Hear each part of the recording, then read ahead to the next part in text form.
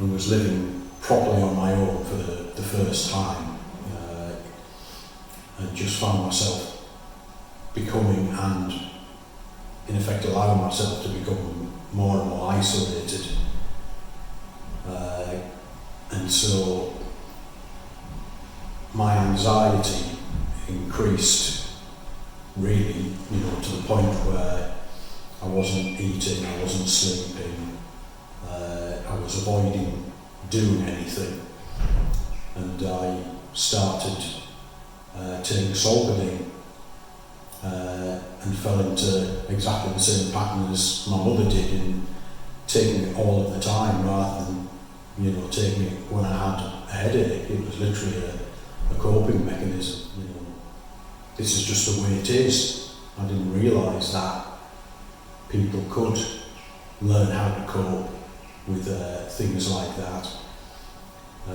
Negative mindset was a huge thing for me. So after the first time I was in the psychiatric unit, that's when I realised I had a psychological dependence to Solpadeine.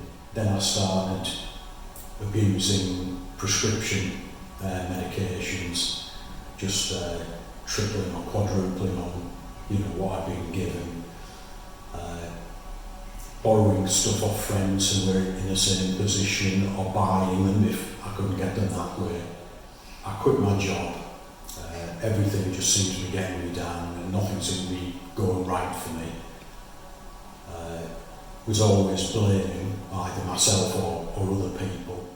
I was getting so stressed, particularly at work, that when I get home I'd start drinking just to calm myself down. At this point it was, whenever anything made me anxious, and nearly everything did, I would have a drink to calm myself down. And of course that exacerbates the depression. And so it was a cycle where I just ended up not wanting to live anymore. So I went to Littledale, completed there, decided while I was there to relocate completely. So asked around for where the best places in, anywhere. And as it happens, Accrington came up time and time again. I've been faced with, and not just myself, but quite a few people, and almost a reluctance to engage with people, particularly people who have done rehab. There seems to be a mentality that, once you've done rehab, that's it, you're fine, you don't need any support now. And that's just not the case at all for, I would say, everybody who's been to rehab. You need focus, you need motivation, you need a reason to get up in the morning. While I was putting my plans into place,